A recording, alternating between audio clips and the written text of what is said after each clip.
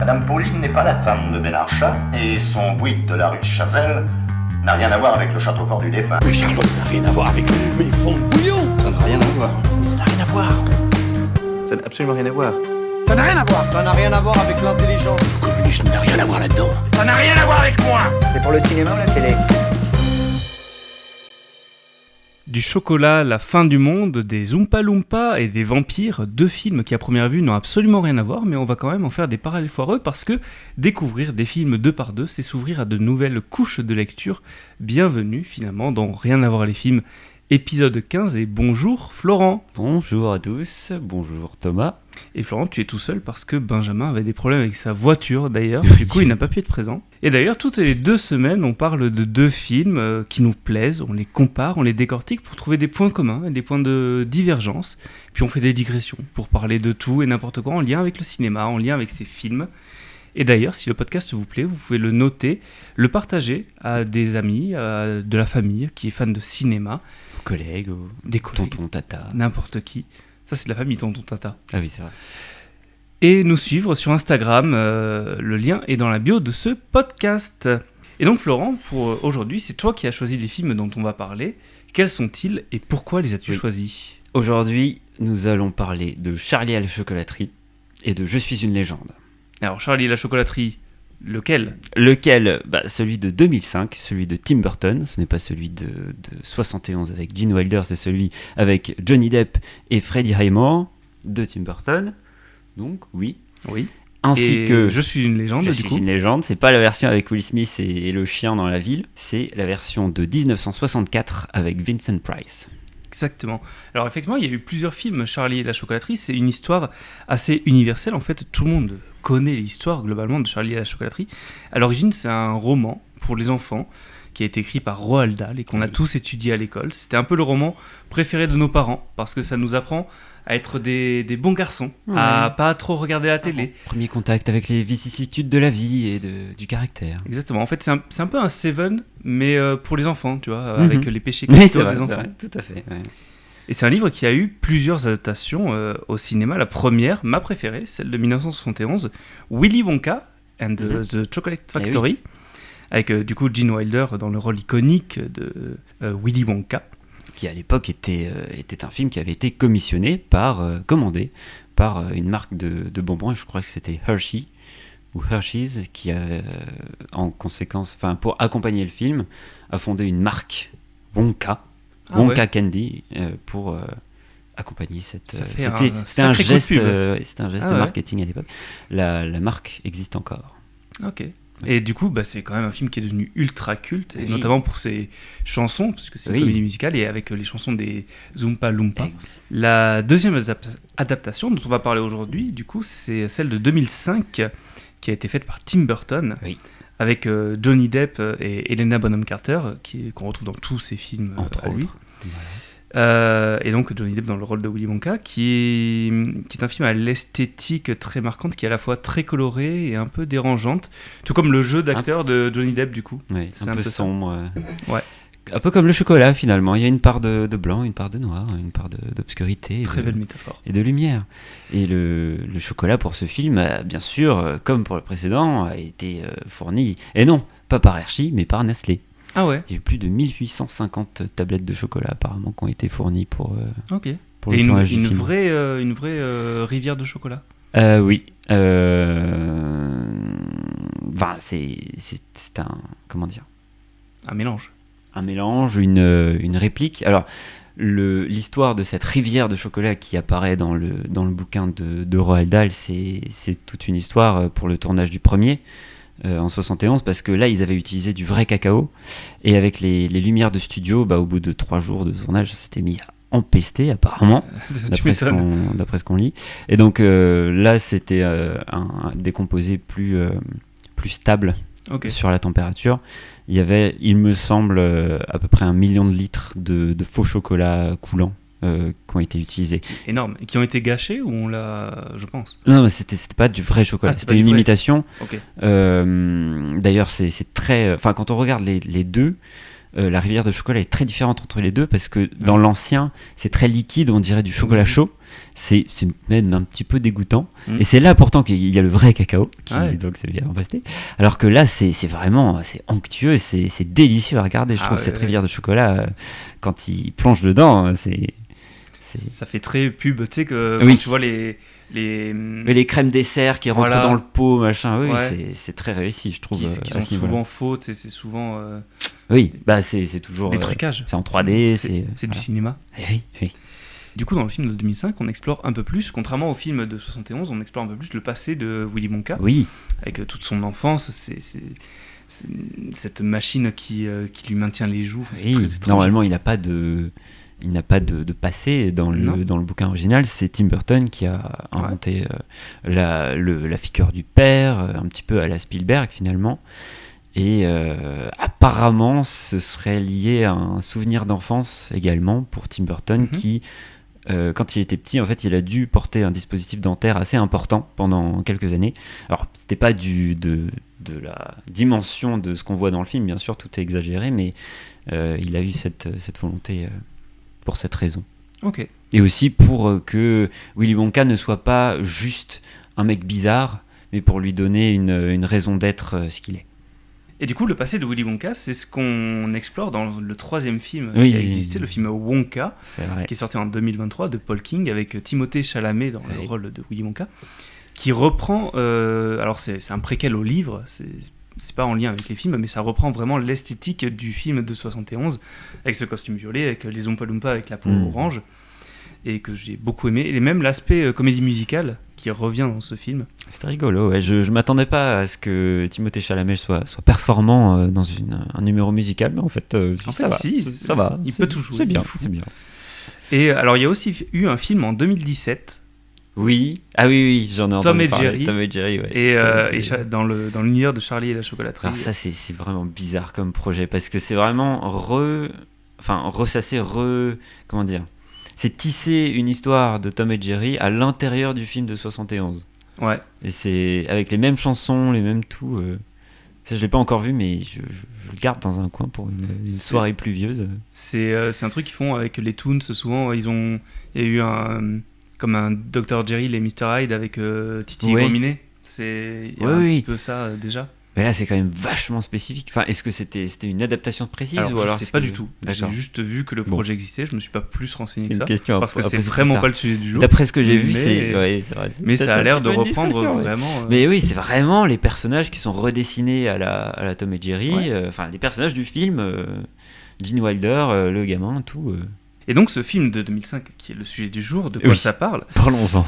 Donc, ça raconte l'histoire de Charlie Bucket. Oui. Qui vit dans une maison toute tordue avec ses parents et ses 4 grands-parents qui dorment dans le même lit. Et ils sont très très pauvres. Et le père se fait même virer de son travail où il bouchait des tubes de dentifrice. Oui, pour quelle marque ? Je sais pas. C'est la marque Smilex, qui est la même marque à une orthographe près, je crois, que le gaz empoisonné du Joker dans Batman de Tim Burton en 89. Tout est lié. C'est fou. Ouais. Smilex. Et c'est pas fini les liens. Et donc ils vivent à côté de cette immense usine. C'est plus une chocolaterie, c'est une usine qui s'appelle donc Wonka, qui fabrique du chocolat, des tablettes de chocolat délicieuses. Et du coup, un jour, ce fameux Willy Wonka, dont la chocolaterie est fermée depuis des années, décide de la réouvrir pour 5 enfants très chanceux. Qui trouveront un ticket d'or en ouvrant des barres de chocolat Wonka, tout simplement. 5 tablettes cachées au hasard dans le monde entier. Exactement.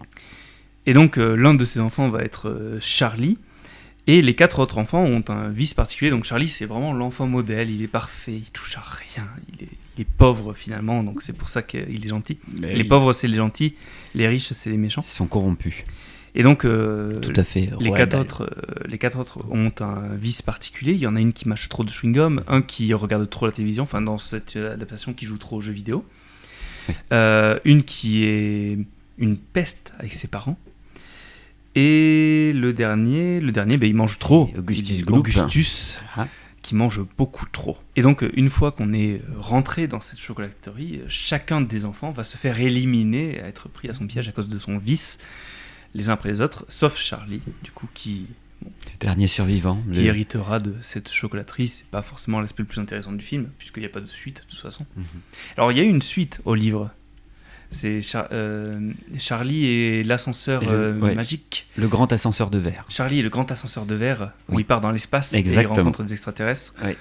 Et qui se passe normalement la même journée que la visite. C'est vraiment une journée chargée, ça se passe la même journée que la visite de la chocolaterie. C'est vraiment une suite Direct. juste après, quoi. Ouais. Très bien. Mais par contre, ils ont toujours refusé de céder les droits d'adaptation parce que Roald Dahl était très mécontent de l'adaptation originale avec Gene Wilder.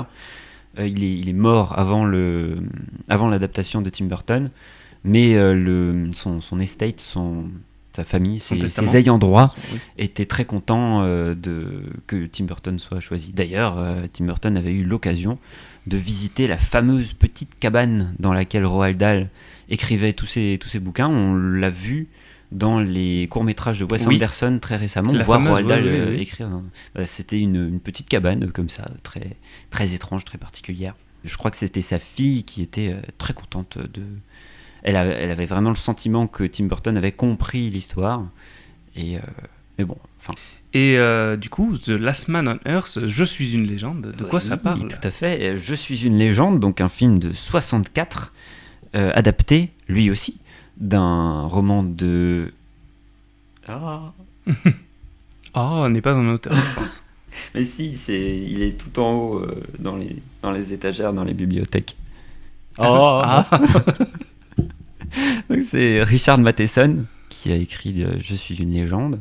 Je suis une légende qui raconte l'histoire de Robert Morgan, que je vais appeler Robert par souci de praticité. Robert Morgan, qui est donc interprété dans le film par Vincent Price, qui est le dernier homme sur Terre après une pandémie mondiale, à laquelle il est naturellement résistant et dans laquelle il a perdu sa femme, sa fille et toutes les personnes qu'il connaît. La maladie a transformé tout le monde en une espèce de vampires décérébrés qui ne sont plus que l'ombre d'eux-mêmes. Et chaque nuit, les cadavres ambulants viennent frapper à sa porte pour essayer d'avoir sa peau. Alors on suit la routine de notre protagoniste qui se ravitaille en ail et en miroir chaque jour dans la ville qui est désertée. C'est d'ailleurs drôle parce qu'il y a vraiment une boutique de miroirs qui est spécialisée en miroirs, où il n'y a que des miroirs. Et qui passe ses journées à écumer les quartiers un à un en éliminant les vampires qui dorment la journée en leur plantant un pieu dans le cœur. Donc on a cette petite séquence où on a d'une part le calendrier où il égrène les jours et d'autre part la carte de la ville où un à un il coche les petits quartiers de la ville pour préciser, pour marquer ceux qu'il a déjà nettoyés. Et dans ce quotidien qui range son âme, il tombe sur un chien qu'il adopte aussitôt, sans voir les signes de la maladie qui se développe aussi dans le petit organisme. Au moment de l'enterrer, parce que oui, faut avancer, il rencontre Ruth, une femme qui est infectée par la maladie, mais qui survit grâce à des injections qu'elle doit se faire chaque jour.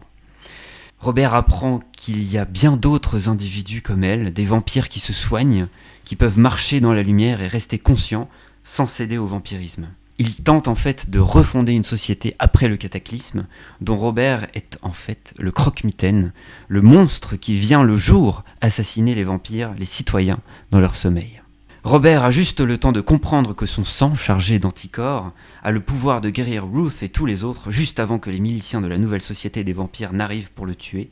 Le dernier homme sur Terre meurt et passe définitivement dans la légende. Et ça, c'est quelque chose que j'adore, le fait que le dernier survivant devienne le monstre du monde d'après. Le vestige, c'est un de mes films préférés pour ceci. Ah ouais. Oui, j'adore vraiment. Avec cette nouvelle société qui se crée avec cette forme d'anormalité, et donc le normal devient anormal finalement. Exactement. The Last Man on Earth, qui est le titre original du film, puisque c'est un film américain, coproduction italienne aussi. Exactement. Est adapté donc de Je suis une légende, le roman. Il y a eu 3 adaptations de ça, donc celle-ci en 1964. En 1971, il y a eu Le Survivant avec Charlton Heston. Ouais. Et le film que tout le monde connaît en 2007 avec Will Smith. Mm-hmm. Et le chien. Et donc dans les 2 autres films, c'est bien Robert Neville, qui est donc le personnage du roman, et là c'est Robert Morgan. Oui. dans ce film, ils ont changé de nom. Est-ce qu'on a une explication de pourquoi ils ont changé de nom ? Non. D'accord. Et donc, pour commencer avec les points communs entre ces deux films, commençons par le commencement, l'ouverture du film, le premier plan du ciel. Du ciel. C'est beau, le ciel. Alors, qu'est-ce que représente le ciel dans ces films ? Parce que ça n'a pas le même sens. Dans Charlie et la chocolaterie, on ouvre donc sur le ciel qui va être caché d'un seul coup par les cheminées de la chocolaterie. Donc, on va s'ouvrir avec le générique. On va rentrer dans cette chocolaterie et voir tout le processus de fabrication du chocolat qui est l'élément central du film, le chocolat. Oui. Et au contraire, dans Last Man, on va... Enfin, dans The Last Man on Earth, pas Last Man, ça n'a rien à voir. Mais The Last Man on Earth, on va montrer le ciel comme... un environnement normal, finalement. On est dans un monde où tout va bien, et puis d'un seul coup, non, on va rentrer un petit peu plus dans ce monde et voir une église avec marqué c'est la fin du monde est arrivée. Exactement. C'est la fin. C'est l'enfer, en fait, sur Terre. Exactement. Au ciel, tout va bien, mais sur Terre, on est dans l'après. Et donc, dans ces deux films, en fait, on t'introduit le film en commençant par ce même plan du ciel, et on te montre le concept principal, les usines de chocolat, la fin du monde, finalement. C'est vrai. Une introduction efficace, en fait. Tout à fait. Et donc, après ça, on va faire la rencontre des personnages principaux. Alors, le personnage principal de The Last Man on Earth va être Robert Morgan. Le personnage principal du film, j'ai envie de dire que c'est quand même Willy Wonka. Oui, Charlie quand même. Charlie est le protagoniste principal, c'est le héros du film, mais il se fait tellement voler la vedette, que ce soit dans l'adaptation de 71, même ici par Willy Wonka. Celui de 71, il s'appelait Willy Wonka and the Chocolate Factory. C'était pas Charlie et la chocolaterie. Alors qu'il apparaît assez tard dans le film. Parce que l'introduction est très longue, en fait. Surtout dans le film de 71. Là, dans le film de 2005, on rentre plus vite dans la chocolaterie. Mais voilà, quand on explore le passé d'un personnage, on explore le passé de Willy Wonka. Et oui, c'est ce que j'allais dire, tout à fait. C'est la personne qui a une backstory, c'est Willy Wonka. Je pense, comme en plus il est joué par Johnny Depp, la coqueluche de Tim Burton. C'est peut-être un petit peu abusif de l'appeler. Mais bon, après, c'est sûr que une des volontés principales de cette adaptation, c'était de se démarquer de la version 71. Donc ça pouvait pas se rappeler Willy Wonka and Chocolate Factory, sachant que le roman s'appelait Charlie et la chocolaterie. C'était censé être... Et effectivement, l'adaptation est un peu plus fidèle, d'après ce que j'ai pu lire. Et donc ces deux personnages principaux, mais c'est un peu les mêmes. Alors déjà, c'est des scientifiques. Willy Wonka est plus un magicien à certains moments, mais c'est des créateurs, finalement. Enfin, un artisan de passion. Voilà. Puisque donc Robert Morgan c'est un vrai scientifique pour le coup, blouse blanche et tuba essai, qui fait des recherches sur le virus, parce qu'on a plusieurs flashbacks dans ce film The Last Man on Earth où on voit justement l'arrivée du virus et comment est-ce qu'il cherche à le soigner au début. Ce sont deux personnages qui sont aussi très solitaires, forcément. Il y en a un, il est un peu forcé. Voilà, il n'y a plus personne. L'autre, il se renferme dans sa chocolaterie.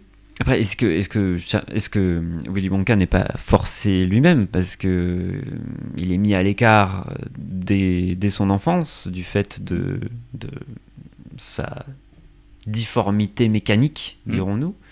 Après, à partir de là, les choses s'enchaînent assez mécaniquement pour lui. Mais après, c'est lui aussi qui fait le choix de se couper du monde quand sa chocolaterie ferme, parce que donc au début, la chocolaterie Wonka emploie des gens.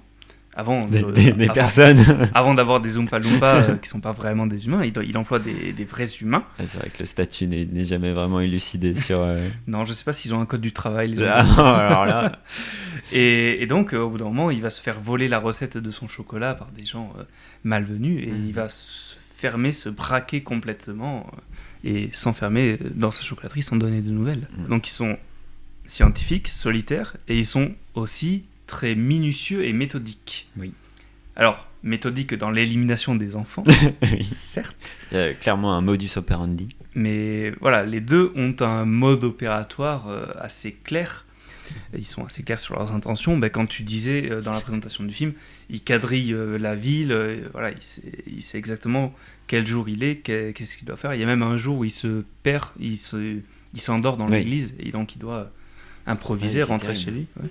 Et donc, Willy Wonka, quand il élimine les enfants les uns après les autres, il sait En fait, au début du film, il donne l'impression de pas connaître les enfants, de pas savoir qui ils sont et juste de les trouver désagréables comme ça. Mais il sait très bien ce qu'il fait.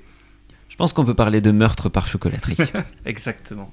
Ils meurent pas vraiment, les enfants. Oui, ça. bon, Et c'est marrant parce que ça, dans le film de 71, on le voit pas, la Oui. sortie de la chocolaterie. Oui. Mais Oui, dans ils ce disparaissent. film, voilà. Dans ce film, Ouais. on les voit à la fin, l'autre qui est complètement Oui. étiré, l'autre qui est toute Oui. violette. C'est sûr qu'ils mèneront une vie tout à fait normale. Bon, ils ont le beau rôle, les riches, parce qu'ils sont juste sales, finalement. Oui, ça va. Des enfants relativement nombreux pour un film. Enfin, c'est notoirement casse-tête, casse-pipe aussi de tourner avec des enfants. Et le tournage du film a duré 6 mois, en fait, en raison des lois du travail qui font que un enfant ne peut pas travailler pendant aussi longtemps qu'un adulte, et donc ils ont dû allonger énormément le temps de tournage pour permettre à toutes ces scènes d'être tournées avec tous ces enfants.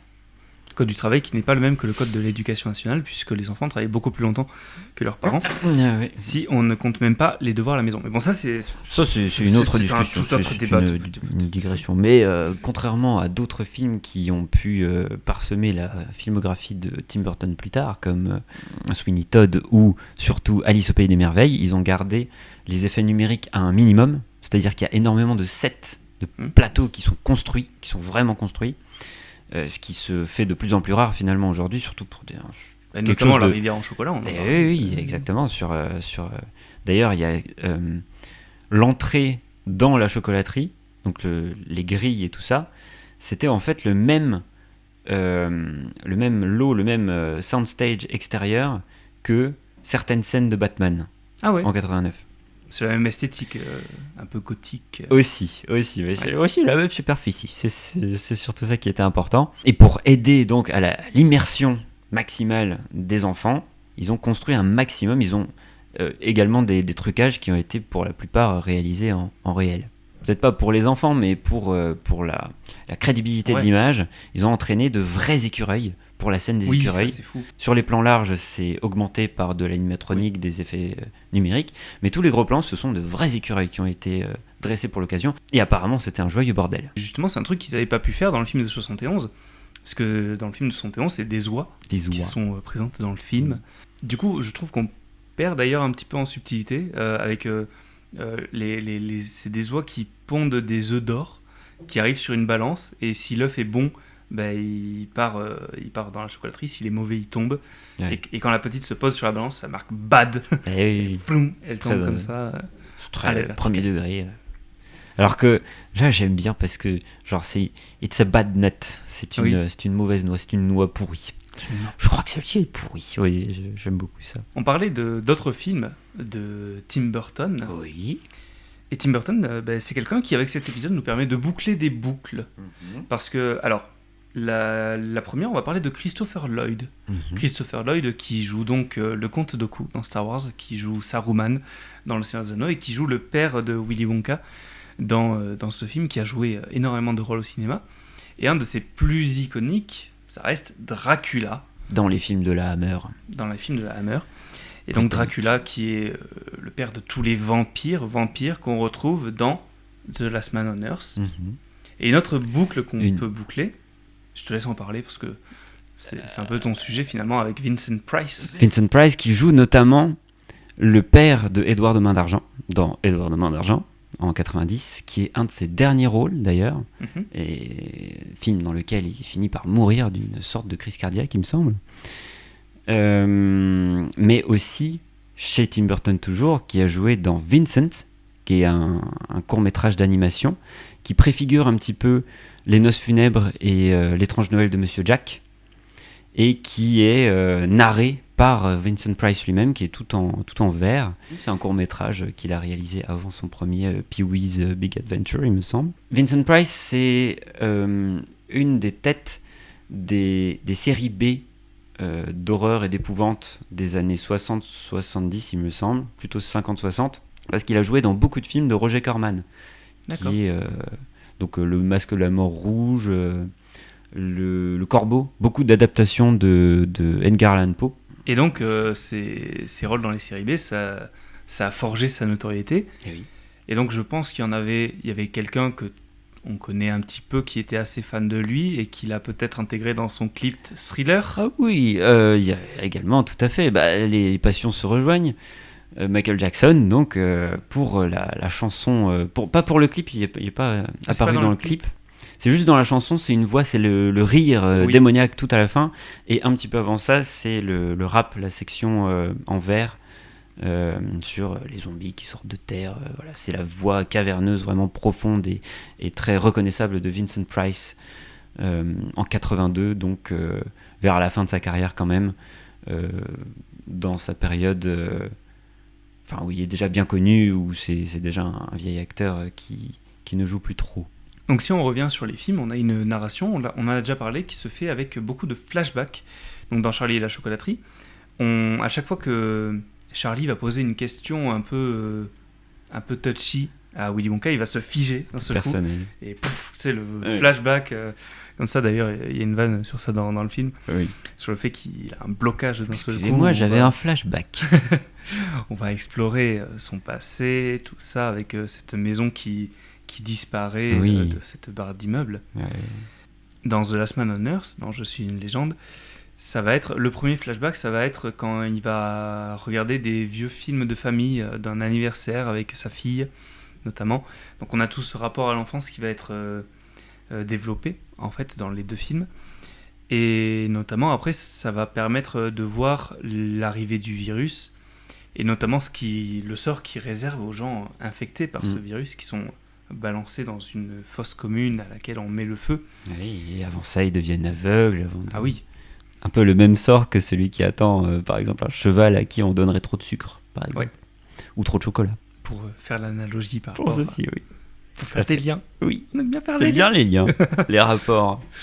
Et donc ouais, c'est cette transformation où les gens deviennent des vampires, c'est vraiment particulier que quand je regarde le film, pour moi, Je suis une légende, j'avais vu le film avec Will Smith, pour moi c'était des zombies qu'il y avait dans le film. Oui. Et donc ça m'a surpris au début quand il se baladait avec son eye, avec ses miroirs. Oui. Est-ce que le plot twist du film, ça va pas être que c'est des vampires ? Non, c'est pas un plot twist, c'est juste qu'à cette époque-là, les zombies n'existent pas. Et oui, on est vraiment sur l'archétype du vampire, en mode les miroirs, la lumière du soleil, l'ail, les pieux pour les tuer. Exactement. Et oui, on est avant, en fait, le mort-vivant tel qu'on le connaît. De Romero. La Nuit des Morts-Vivants, c'est sorti en 68. Et Je suis une légende sort en 64. Et on a, devant nos yeux, ébahi comme un prototype du zombie de Romero, avec non pas les vampires recivilisés, mais avec ces vampires dégénérés, ou dégénérants, des êtres qu'il qualifie comme entre la vie et la mort, qui sont l'ombre d'eux-mêmes, qui ont des souvenirs d'antan. On a parmi les assaillants chaque soir de la maison de Vincent Price, de Robert Morgan, on a son ancien collègue qui l'appelle par son nom, qui se rappelle de son nom, qui lui dit de sortir. Et en fait, ils ont une certaine forme de conscience, pas vraiment, ils ont des souvenirs, mais pas vraiment. Et ils savent pas ouvrir une porte, ils viennent, ils se contentent de taper, mais il faut quand même les tuer avec des pieux dans le cœur. Oui. On a vraiment un entre-deux, un mix. Et c'est pas des vampires dans le style de Dracula avec des dents longues. Exactement. Avec tout ça, non. Ils arrivent, ils mordent, ils sont un peu bêtes, mais ils sont pas intelligents. Ils viennent que la nuit. Oui. Oui, il y a toujours cette idée de lumière. Dans le premier film de zombies de Romero, il y a la même logique. Ils ne viennent que la nuit. Il n'y a pas exactement de règles clairement établies comme chez les vampires. Ce n'est que dans le suivant, en 78, il me semble, Dawn of the Dead, le crépuscule des morts vivants, où on a ce film de zombies en plein jour dans le supermarché, avec notamment les zombies qui se rappellent leur vie de capitaliste de capitalisme plutôt, et qui poussent leur chariot parce que c'est ce qu'ils ont fait toute leur vie. Et Romero lui-même a, non pas avoué, mais a reconnu que les morts-vivants de Je suis une légende sont vraiment le prototype visuel du zombie romérien, on pourrait tenter. Mais après, dans Je suis une légende, c'est vrai qu'il n'y a pas toute cette métaphore politique. Finalement, c'est juste des morts-vivants. Ils ont C'est une adaptation plus directe. J'ai pas décelé de commentaires sociétal outre mesure.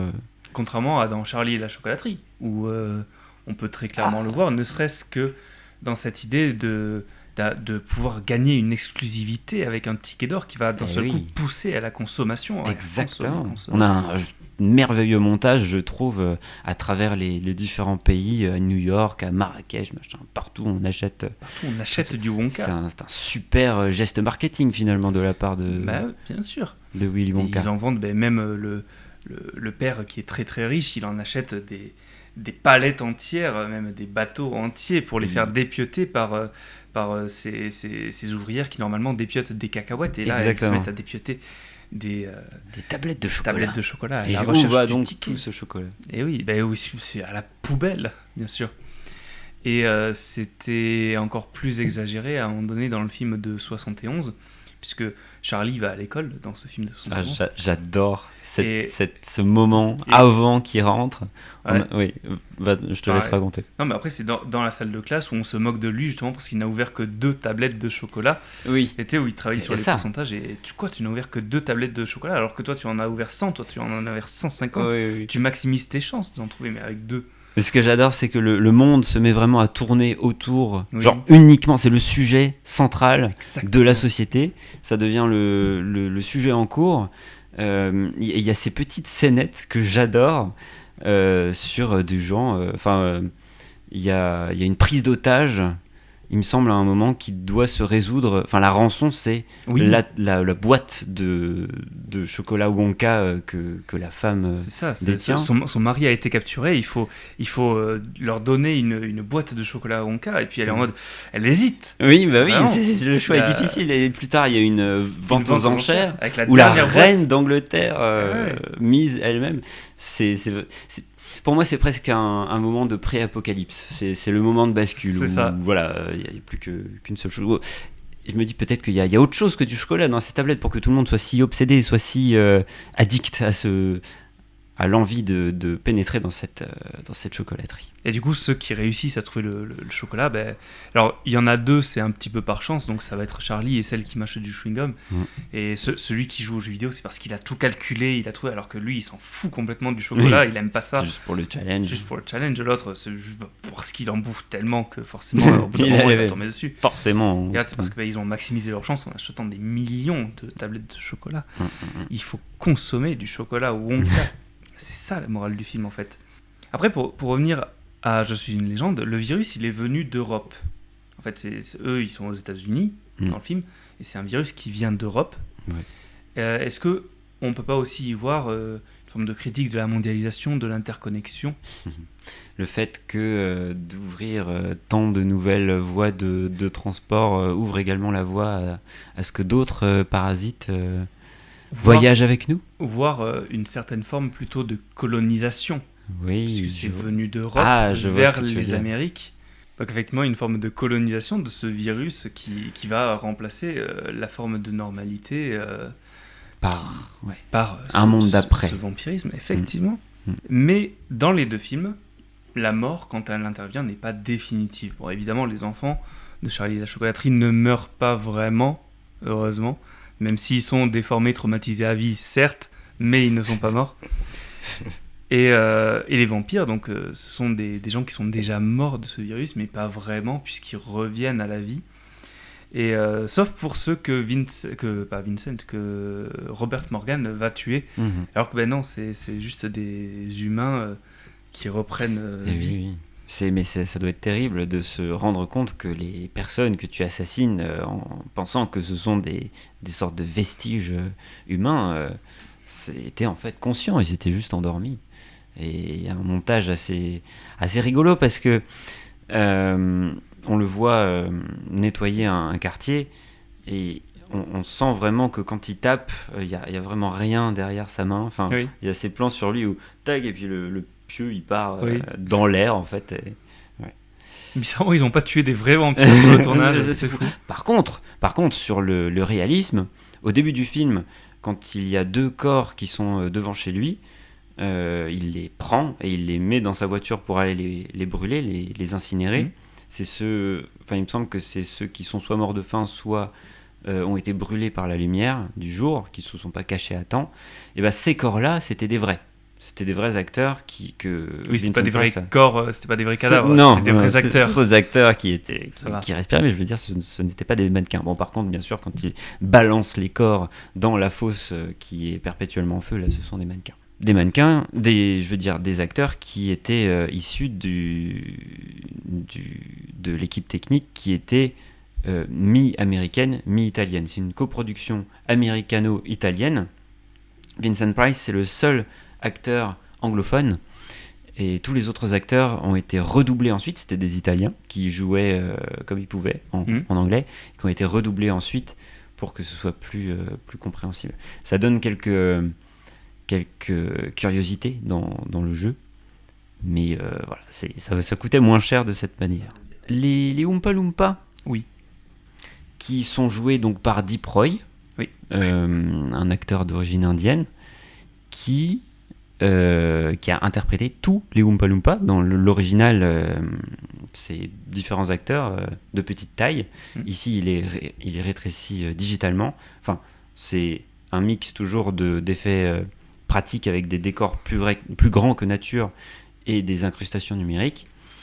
Mais il a joué chacun d'entre eux sans jamais donner une seule ligne de dialogue, parce que tous les Oompa Loompa sont doublés par Danny Elfman pour les chansons. Il ne parle pas en dehors des chansons. C'est vrai. Et oui, Danny Elfman s'est donné un malin plaisir à créer des mélodies, à mettre en musique les poèmes, enfin les chansons en fait, qui existent dans le bouquin de base. C'est une version abrégée des chansons de base du roman de Roald Dahl. Ça s'entend un peu moins dans le film parce que les chansons sont abrégées et un petit peu remixées, mais on sent vraiment le côté expérimental et ludique de Danny Elfman quand on écoute la bande originale du film, les chansons elles-mêmes. Et il prend un malin plaisir à trafiquer sa voix, à adapter, à faire des effets. Et tout ça, toutes les voix, c'est vraiment Danny Elfman lui-même. D'accord. Et donc, dans le roman, il n'y a pas marqué Oompa Loompa, et non. Loompa di dou. Et non, ça c'est une invention pour le film de 71. Qui a été repris après dans le film Wonka. Tout à fait. Du coup. Tout à fait. Qui hérite plus de ce film-là. Alors que bon, celui de 2005 qui était bien aussi, quoi. Bah après, le film de 2005 se tient bien en lui-même. Si vraiment on explore le passé de Wonka, on ne pouvait pas repartir dans le passé de celui de Charlie, de celui du film de 2005. Parce qu'on a déjà tout dit, en fait. C'est vrai. Que là, en fait, on explore, dans le film Wonka, on explore la précarité de Willy Wonka, notamment le fait qu'il ne sache pas lire. Tout ça, c'est assez intéressant, j'ai trouvé. Et quand il va chanter avec des girafes aussi, j'ai bien aimé. C'est vrai. L'architecture, intéressant. Parce que Je suis une légende a été tourné près de Rome, en Italie, en se faisant passer pour une ville des États-Unis.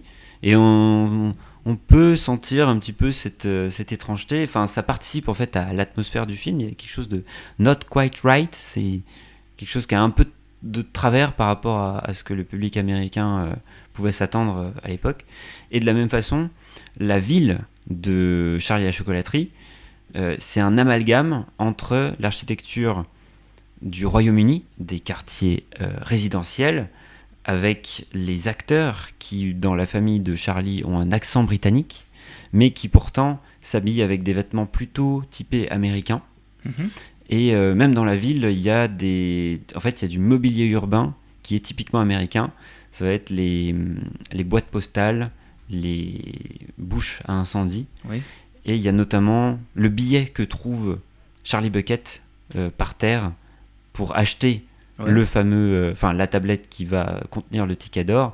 C'est aussi un mélange entre un billet de 10 livres britanniques et un billet de 10 dollars américains. Oui, je le trouvais bizarre cette espèce de mélange. Ce billet, je savais pas d'où il venait. C'est pas situé géographiquement, Charlie et la chocolaterie. À aucun moment, ouais. C'est vraiment un amalgame britanno-américain pour probablement que ça. Et la maison de Charlie, elle est plutôt britannique ou plutôt américaine Celle-là, elle est typiquement burtonienne pour le coup. Oui, ça, c'est de son pays à lui. typique Et d'ailleurs, Tim Burton. c'est drôle parce qu'il y a vraiment ces rangées de maisons qui sont toutes pareilles. Et puis il y a une petite enceinte Oui. comme pour dire là, c'est là où. Là, c'est la maison de Là, Charlie là, Bucket. là, c'est chez moi. Là, c'est moi. Et oui, et dans cette ville, justement, donc on a l'impression qu'il y a deux places fortes. Il y a la maison de Charlie, Oui. et de l'autre côté de la ville, il y a cette chocolaterie immense qui... Tentaculaire qui prend vraiment. Et Et on sent d'ailleurs, en fait, maintenant que j'y pense, que la ville a été construite un petit peu autour Ouais. de la chocolaterie. Et enfin, là, on voit que la famille de Charlie est pauvre, mais on peut s'attendre à ce que tous ces gens qui ont du jour au lendemain été licenciés, s'ils n'ont pas déménagé, si les maisons sont effectivement habitées, que ça doit pas être tout rose pour le reste des habitants. Bah oui, ça fait ville industrielle qui est construite autour des usines, et puis même le grand-père Joe avait travaillé dans cette Oui, chocolaterie à une époque. Oui. Même à l'époque où la Même chocolaterie n'existait pas. C'est un vieux de la De la vieille. boutique Wonka. Exactement, et il couvre, n'a même pas eu de pension en retraite. Et Ça, bah c'est non. typiquement américain pour Ça, le coup. ça, je ne peux pas dire le contraire. Faut dire aussi, pour l'époque, que le dispositif pour le bateau en forme d'hippocampe rose Oui. était assez remarquable. Aujourd'hui, on a de plus en plus de plateaux de tournage qui permettent en direct de réaliser des effets spéciaux, d'avoir une prévisualisation en direct. Le bateau, pour les scènes de bateau, enfin pour les scènes de voyage, typiquement pour les plans où le bateau dévale le torrent de chocolat, le bateau avait été, encore une fois, construit en vrai pour aider à l'immersion des enfants. Il flottait pas sur une rivière de chocolat, mais presque. Il était monté sur vérin, Ok. et donc des vérins hydrauliques, Mhm. qui pouvaient s'incliner de toutes les manières, de façon dynamique.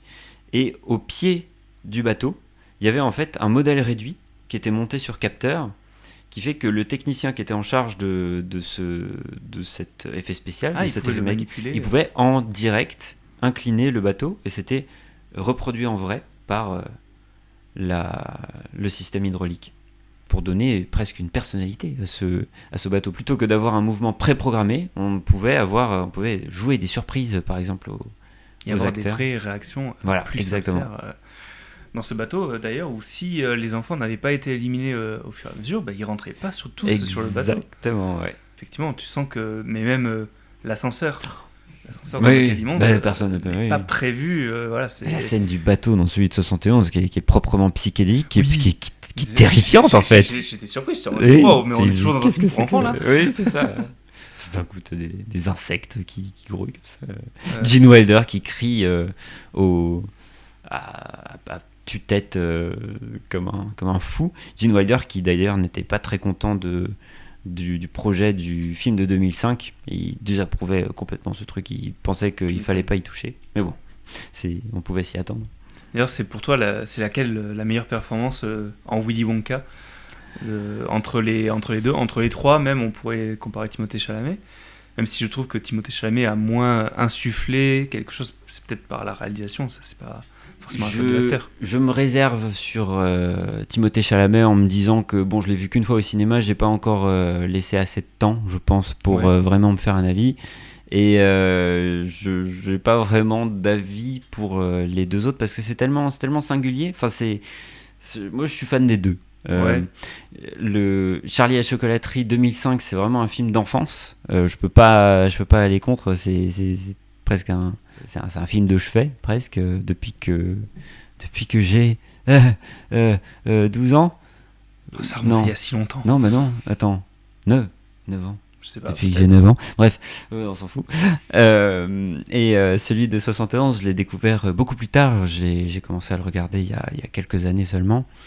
Mais j'ai peut-être bientôt rattrapé le compte parce que j'aime vraiment beaucoup l'interprétation Les de deux Gene Wilder. adaptations, Ouais. Mais avec, c'est même, c'est pas la même conclusion parce que dans le 2005, c'est automatiquement, comme c'est le dernier survivant, il a automatiquement gagné. Oui. Que dans le film de 71, même si il a survécu, il lui reste encore une épreuve à passer. Il doit rendre ce qu'il a pris. Le gobstopper sans fin. D'ailleurs, dans le film de 71, Charlie et son grand-père Joe, ils tombent dans un des pièges. Oui. puisqu'ils boivent Le la soda potion qui leur fait fait voler. ouais, tout à fait. Et ils risquent de se faire éliminer. Alors pour le coup, ils risquent de vraiment mourir parce qu'il y a quand même des pales Oui. d'hélice qui risquent Oui, de les oui. découper. Et dans le film de 71, c'est vraiment terrifiant parce qu'on ne voit pas le sort de ces gamins. Et donc le danger est Ça réel. se trouve, ils sont vraiment morts. Et oui. Mais à tout moment, c'est ce qui s'est passé. À aucun moment on sous-entend qu'ils ont survécu. Oui, c'est On plutôt s'entend ça. qu'ils ont une chance de survivre, mais pas qu'ils vont survivre. Tout à fait. Par contre, pour les adaptations de Je suis une légende, là c'est un petit peu différent. Je n'ai pas vu Le Survivant de 71 avec Charlton Heston, mais entre celui avec Vincent Price et celui avec Will Smith, je pense que le choix est vite fait. Je préfère largement celui de Vincent Price parce que dans celui avec Will Smith, pour moi, il n'y a pas grand-chose. Il y a un chien. Oui, alors d'accord. Mais il y en a Ça un vaut tous aussi les en films du 64. Oui, mais il apparaît pas longtemps. Oui, bon, mais enfin, quand tu vois... Enfin, vraiment, moi, le cœur de ce film, c'est la réalisation enfin, l'épiphanie du fait que notre protagoniste, c'est le monstre, Oui. c'est le méchant, le grand méchant loup de la nouvelle société en formation, quelque chose qui est complètement absent.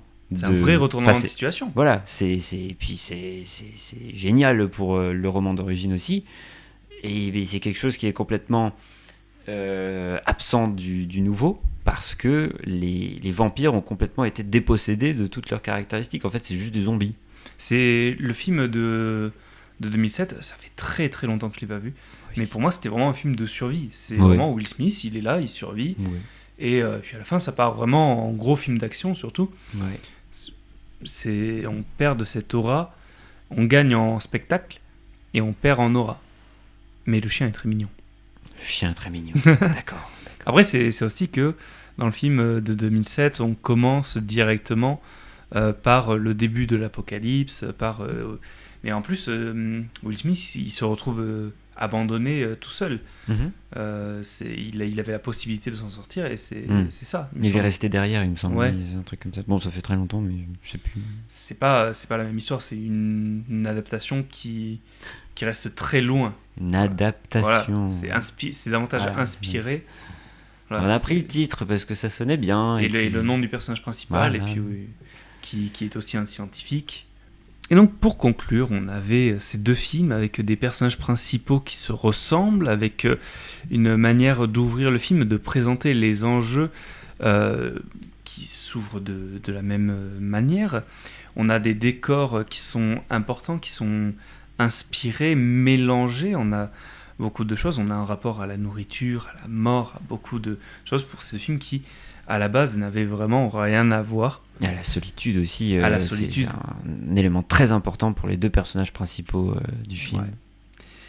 Et puis un rapport à l'enfance aussi, beaucoup de traumatismes liés à ça. Et à la filiation.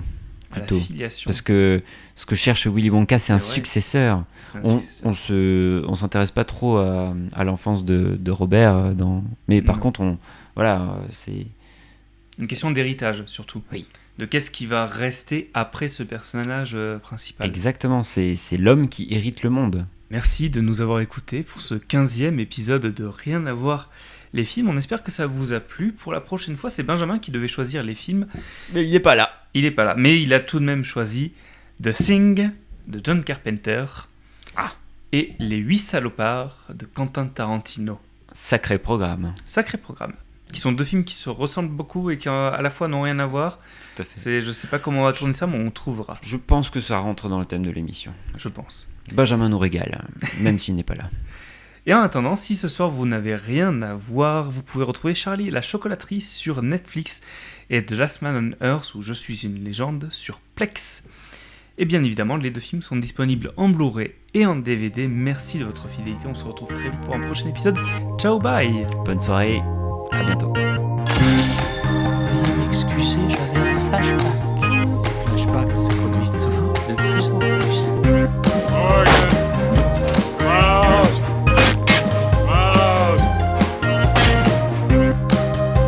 Mince alors, en effet, elle est pourrie.